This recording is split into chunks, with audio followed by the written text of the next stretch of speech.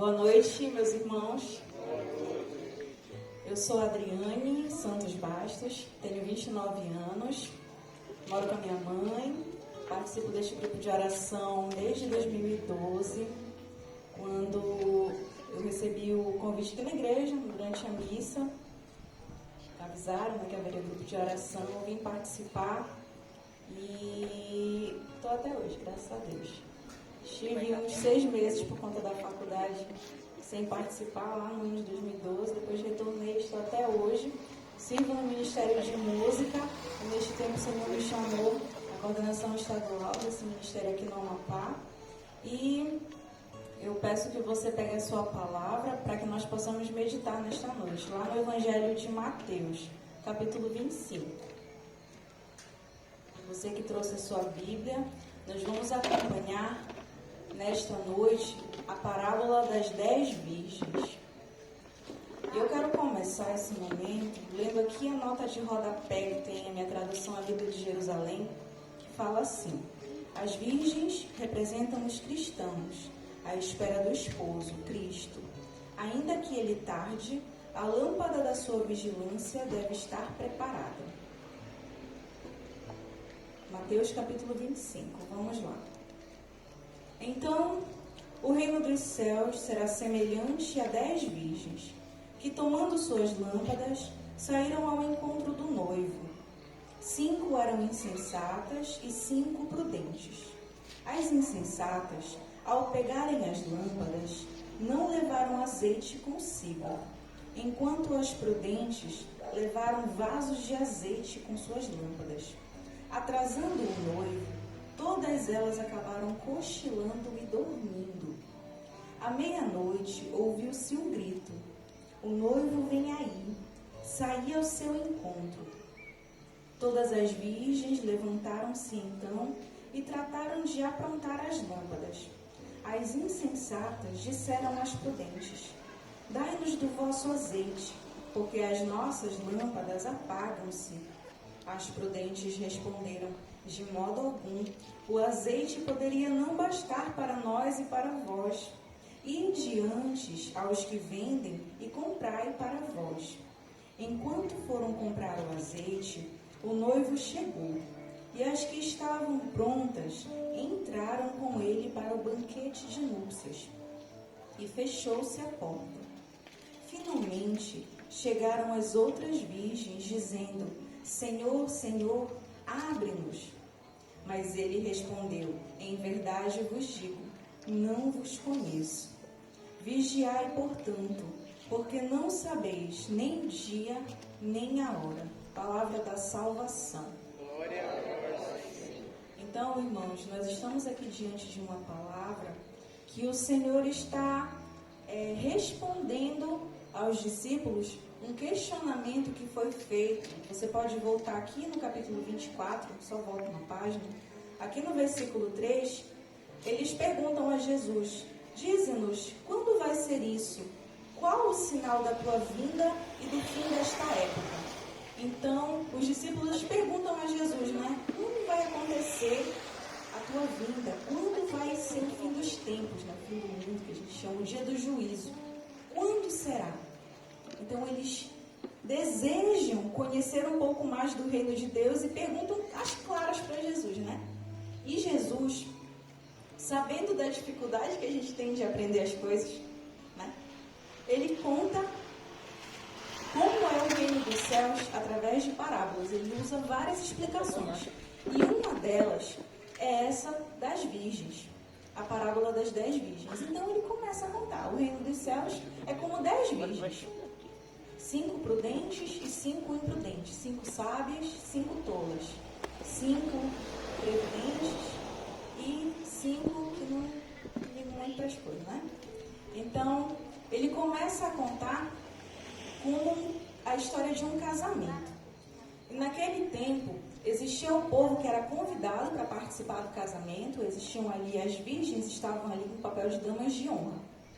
E o noivo, como eu li aqui no início do rodapé, quem é o noivo? É Cristo, é Jesus. Ele é o noivo. E as virgens estão ali para preparar, para iluminar o caminho do noivo. Naquele tempo, os judeus, o casamento ele se dava assim. O noivo, ele ia até a casa da noiva à noite e as damas, as virgens, iam iluminando o caminho de uma procissão, como um cortejo, para ter o banquete, para ter as núpcias.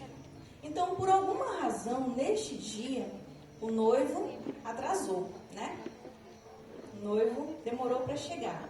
Não se sabe se ele estava lá acertando o dote, né? Com o pai da noiva, para depois ir lá buscar a noiva. Não se sabe se de repente furou o pneu do carro, né? Se fosse hoje em dia. Não se sabe se teve um apagão no meio. Não se sabe o que aconteceu, mas o noivo estava demorando para chegar. E as virgens acabaram pegando no sono, porque era de noite.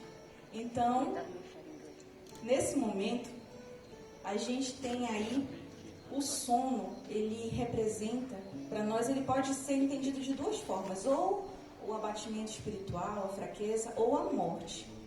Os maiores estudiosos entendem como sendo a morte, nós vamos considerar também. Por quê? Jesus está falando do reino dos céus. Quando é que nós teremos esse contato, esse acesso com a pessoa de Jesus para o dia do juízo? É depois da nossa morte, né?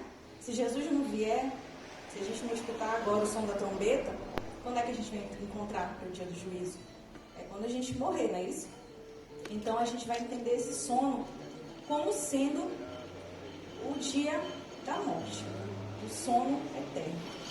Então, aqui na parábola, Jesus ele vem respondendo de várias formas. Ele tem aqui em seguida a parábola dos talentos, né? Ele vem dizer que existiu aqueles que multiplicaram os talentos e aquele que enterrou os talentos. Então ele usa de várias parábolas para explicar como acontecerá. E aí nós temos aqui, quando nós estivermos depois da nossa morte diante do Senhor, nós podemos ouvir duas frases. A primeira, que pode ser real na nossa vida. É isso que ele falou para as 5 virgens imprudentes. Não vos conheço. Já pensou, irmão? Lá no último dia o Senhor olhar para você e te dizer: não te conheço, Nicanor. Nunca, nem vi. O Senhor que nos conhece pelo nome, de repente vai e olha para nós e diz, mas Ele está aqui fazendo o que? Nos alertando. Por que Ele vem nos alertar? Porque Ele não quer isso para nós. O que Ele deseja falar para nós? Vinde, benditos de meu Pai, não é isso? Ele deseja falar para cada um de nós. Ele deseja falar, Gesiene, vinde, bendita de meu Pai. Ele deseja falar isso para nós. E nós temos alguns fatos aqui na parábola. O primeiro deles é que todas as 10 eram virgens. Isso é um fato. A virgindade, ela sempre foi tida como algo sagrado, como religiosidade, como alguma coisa assim muito preciosa.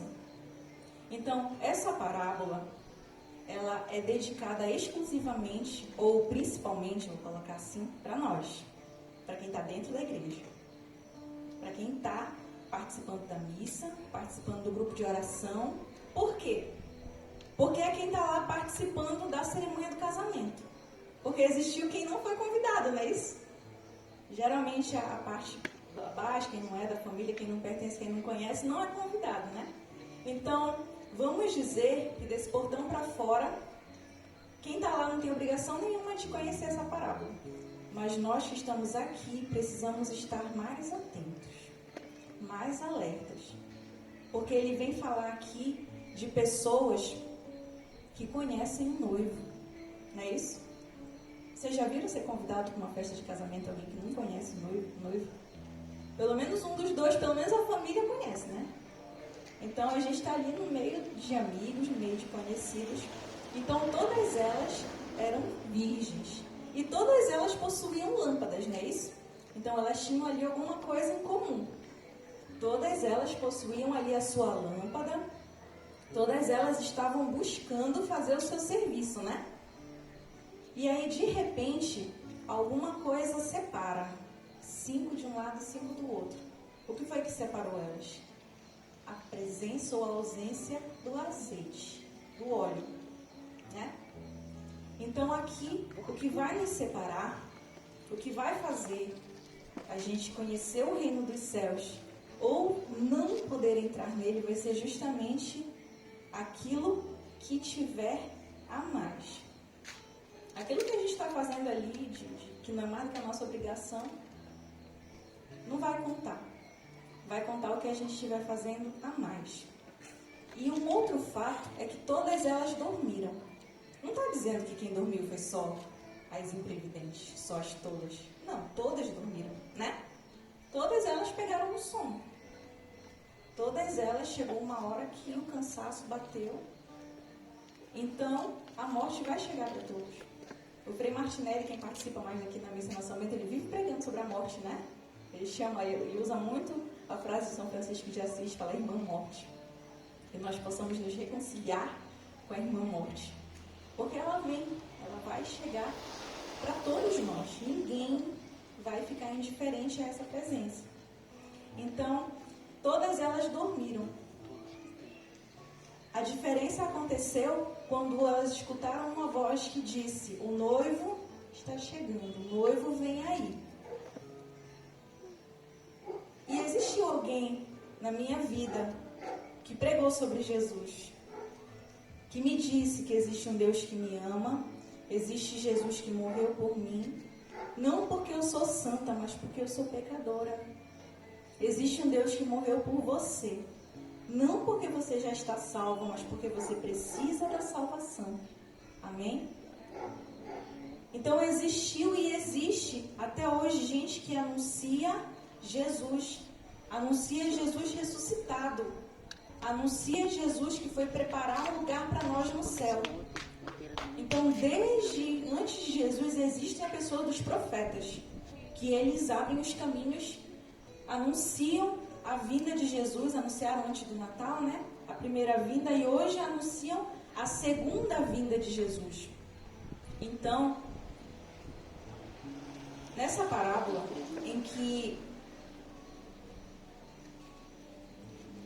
elas estão ali aguardando, ansiosas pelo noivo, e elas acabam dormindo, as virgens, elas acordam e elas vão procurar as suas lâmpadas, né?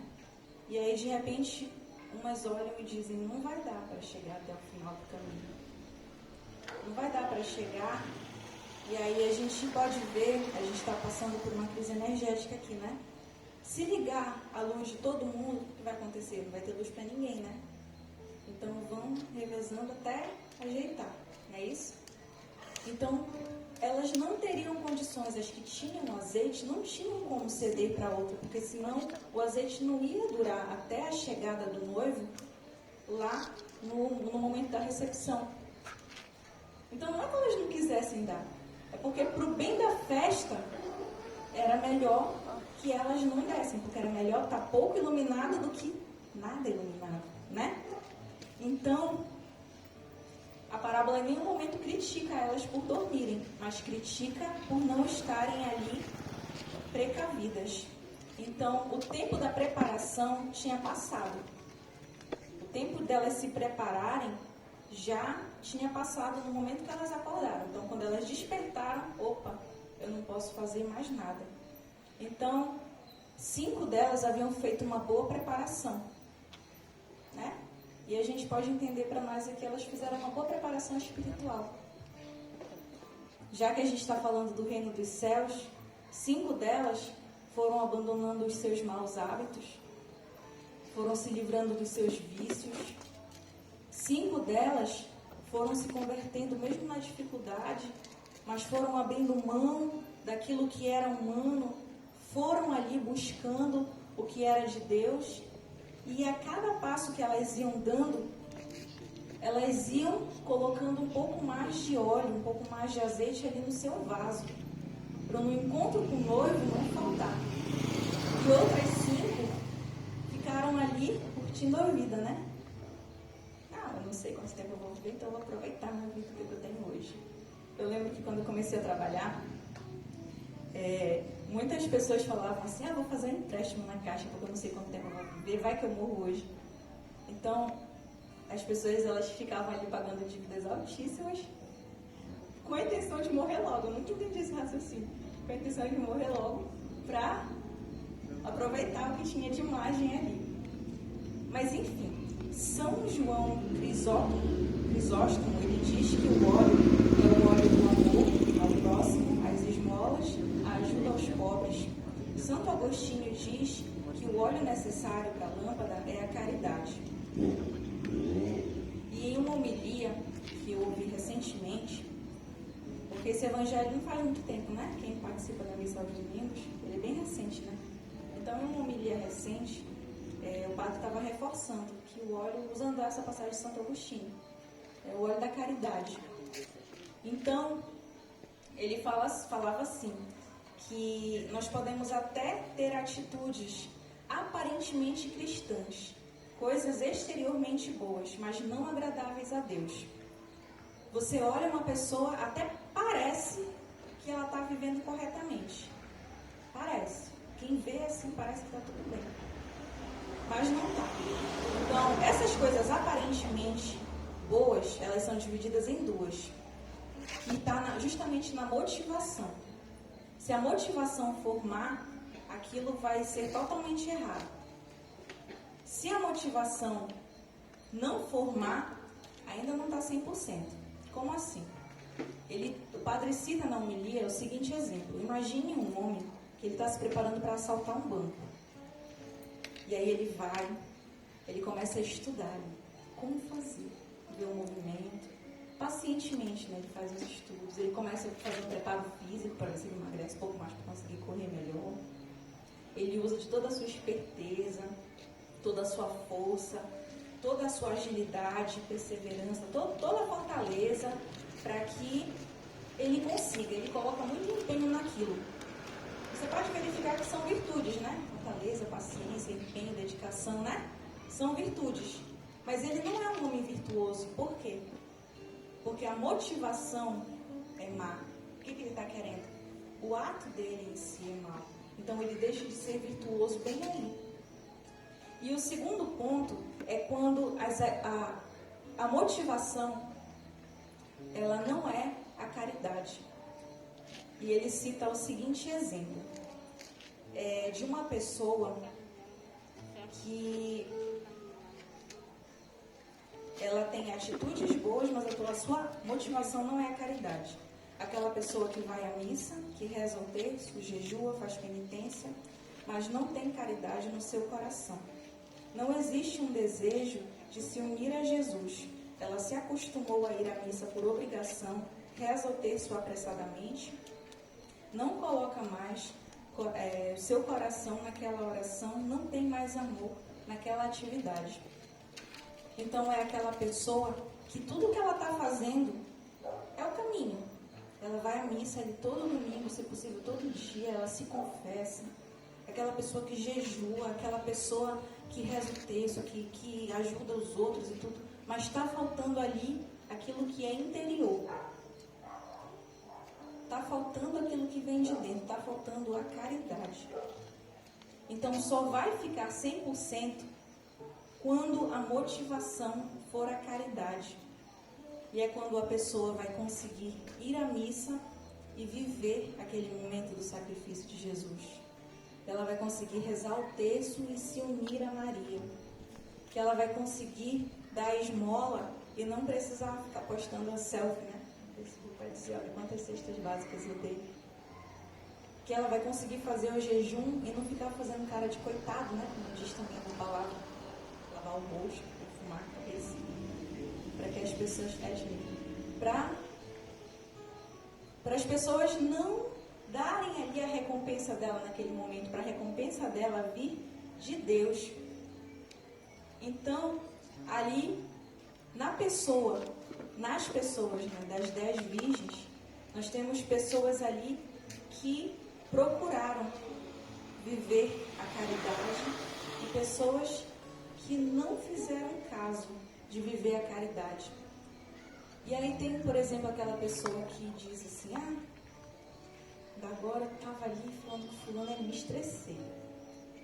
Quase me deu vontade de falar um monte de coisa, mas eu me segurei. Essa pessoa está quase no caminho, mas não foi o suficiente. essa pessoa até estava com a lâmpada acesa, mas ela não tinha óleo reserva. Porque faltou aquilo que era interior. Ah, mas eu vou na missa todo domingo. Ah, mas eu vou no grupo de oração todo sábado. Mas quando sai daqui não está conseguindo viver como a igreja coloca. Então não está sendo suficiente. As 5 virgens, elas são tolas não porque elas não tinham nenhum azeite. É porque elas não tinham azeite suficiente. Não é isso? A lâmpada delas estava ou não estava acesa? Estava acesa. Mas ela estava o quê? Apagando. Então, por mais que nós estejamos ali nos esforçando, talvez por aquilo que está no nosso coração, as nossas atitudes não estejam sendo suficientes. A palavra fala que a coroa da salvação ela vai ser dada para aqueles que perseverarem até o fim, né? Não é para quem fez tudo pelo Senhor e entregou sua vida e jejuou toda sexta e rezou o texto todo dia até hoje, mas amanhã já vai entregar tudo. Não quero mais saber dessa vida de igreja. Eu não quero mais saber de grupo de oração, eu não quero mais saber. Porque ninguém vai mais para a igreja mesmo, porque está na pandemia. Como se Deus não soubesse o que está motivando essa pessoa. Como se Deus não conhecesse o que está se passando no coração dessa pessoa. O Senhor sabe se você pode ir na missa. O Senhor sabe se você não está querendo ir no grupo de oração.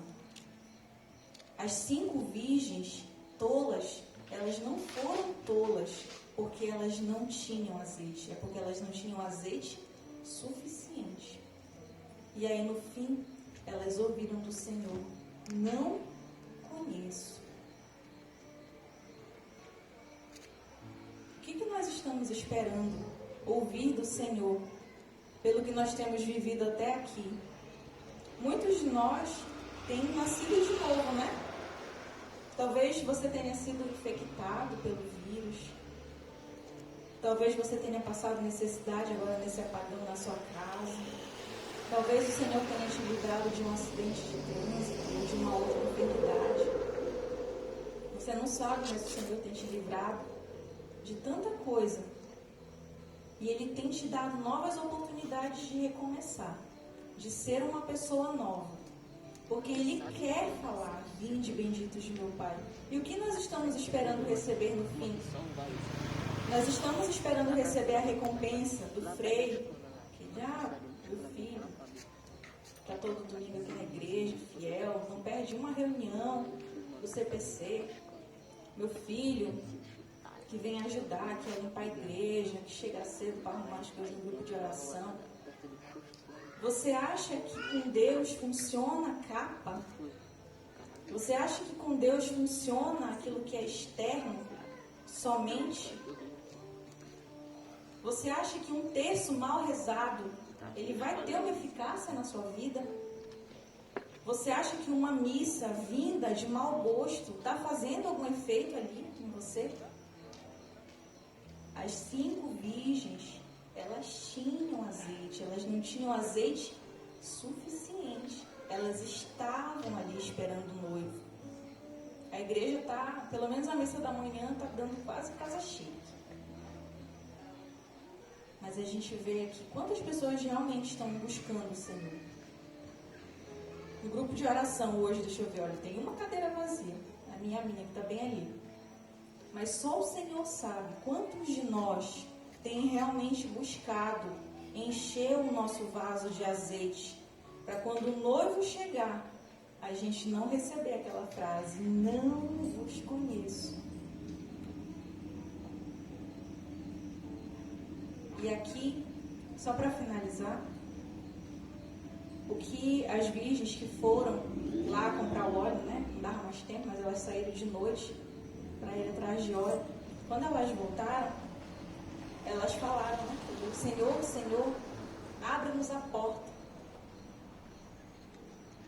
E é a mesma fala que o Senhor usa lá no Sermão da Montanha. Quando ele diz: nem todo aquele que diz Senhor, Senhor, entrará no reino de Deus. Não é porque você reza bonito, não é porque você vê aqui, meu Deus, eu só vou entrar no reino dos céus se eu rezar bonito que nem o Léo, porque ele fala assim, parece que ele estudou um livro inteiro, assim, parece que ele leu a Bíblia de ponta a ponta, porque ele fala tão bonito. Não é isso que faz a diferença no final, é a caridade. Não é isso que faz a diferença no final, não é quem prega mais bonito. Porque a Adriane já está no céu, porque ela canta. Quem me dera, irmãos. Porque o fulano, eu vejo, ele é tão na dele, ele é tão quieto. Eu vejo ali, fulano, vai todo domingo com a mulher dele para a missa, tão bonito, e meu marido, misericórdia. Você não sabe como é que está a vida do fulano. Cada um tem a sua cruz. E cada um vai prestar contas disso com o Senhor. Cada um que rejeita a sua cruz, o que está esperando lá na frente? A mesma coisa de quem está abraçando a sua cruz no sofrimento. Em nenhum momento Jesus rejeitou a sua cruz. Em nenhum momento. E ele, sendo filho de Deus, ele tinha ou não tinha poder para acabar com aquela palhaçada? Não, sai todo mundo aqui. Poder ele tem. Mas ele quis ser obediente. Como é que está a nossa obediência? A nossa obediência com a cruz que o Senhor colocou para cada um de nós, a gente está sabendo carregar ou a gente está murmurando? A gente está ali reclamando o tempo todo.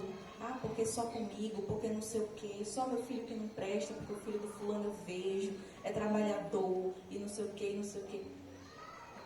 Enquanto a gente ficar vivendo ali, reclamando, murmurando, a gente está deixando de encher o nosso vaso de azeite.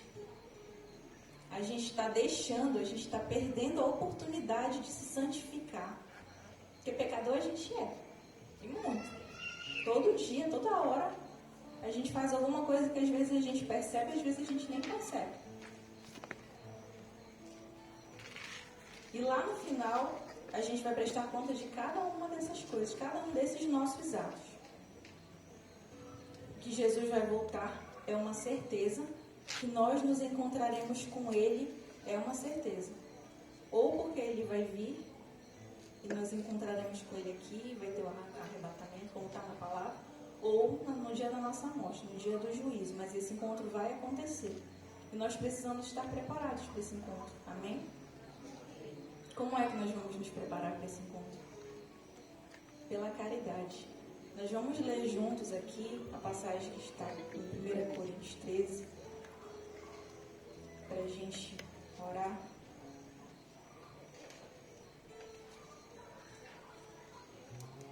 Para que essa palavra fique no nosso coração, porque às vezes a gente ouve tanto o que a gente não tem que fazer, o que a gente não tem que fazer, mas sim, o que tem que fazer afinal? Todas as nossas obras, Santo Agostinho nos fala, né? Tudo o que fizeres, faça com amor. Se falares, fale com amor. Se gritares, grite com amor. Qualquer coisa que for fazer, se a gente colocar amor, é o caminho. Amém? Vamos ler aqui 1 Coríntios capítulo 13. Eu te convido a meditar. Ainda que eu falasse a língua dos homens e dos anjos, se eu não tivesse a caridade, seria como o bronze que soa ou como o símbolo que tinha. Ainda que tivesse o dom da profecia, o conhecimento de todos os mistérios e de toda a ciência, ainda que tivesse toda a fé, a ponto de transportar montanhas, se não tivesse a caridade, nada seria. Ainda que distribuísse todos os meus bens aos famintos, ainda que entregasse o meu corpo às chamas, se não tivesse a caridade, isso nada me adiantaria.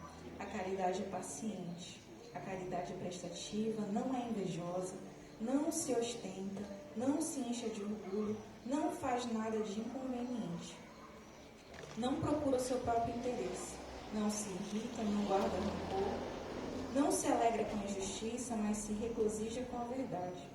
Tudo desculpa, tudo crê, tudo espera, tudo suporta. A caridade jamais passará. Quanto às profecias, desaparecerão. Quanto às línguas, cessarão. Quanto à ciência, também desaparecerá, pois o nosso conhecimento é limitado. ilimitada a nossa profecia. Mas quando vier a perfeição, o que é limitado desaparecerá. Quando era criança, falava como criança, pensava como criança, raciocinava como criança. Depois que me tornei homem, fiz desaparecer o que era próprio da criança. Agora vemos em espelho e de maneira confusa, mas depois veremos face a face. Agora meu conhecimento é limitado, mas depois conhecerei como sou conhecido. Agora, portanto, permanecem a fé, a esperança e a caridade. Essas 3 coisas. A maior delas, porém, é a caridade. Irmão, que nós possamos olhar os nossos atos. E a palavra chama de vigiar, né? Que nós possamos vigiar os nossos atos para ver o que nós estamos fazendo. Nós estamos colocando caridade. Eu preciso me afastar do irmão, eu estou me afastando de caridade. Eu preciso me aproximar do irmão, perdoar o irmão, eu estou fazendo isso com caridade. Eu preciso chamar a atenção do irmão. Eu estou chamando a atenção do irmão com caridade. Porque até para isso precisa ter. Porque se você for chamar a atenção de alguém, se não tiver caridade, você vai fazer o quê? Você vai ofender. Você vai diminuir. Aquela pessoa pode se sentir altamente agredida, machucada. E aí o seu objetivo foi totalmente contrário. Ao invés de trazer uma pessoa para Deus, você está afastando. Não é isso? O que nos faz amar é o amor. E eu te convido a orar nesse momento pedindo que o amor, que o Espírito Santo de amor venha sobre nós. Vou pedir para o ministério repetir a música da oração, que a gente possa pedir. Nós estamos aqui nessa noite, aqui na frente da igreja. E o Senhor deseja derramar o seu Espírito Santo sobre nós. Ele deseja fazer essa transformação em nós. Ele deseja ter esse encontro de amor comigo e com você.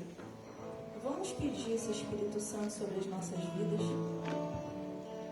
Que você possa esquecer a pessoa que está do seu lado. Coloque a mão sobre o seu coração. E diga ao Espírito Santo: Espírito Santo, eu sei que tu já estás aqui dentro de mim. Mas eu quero mais. Eu quero mais. Porque até tem óleo em mim, mas não está sendo suficiente. O que eu preciso fazer? Eu preciso fazer com excelência. Eu preciso colocar mais amor. Vem, Espírito Santo, sobre mim nessa noite.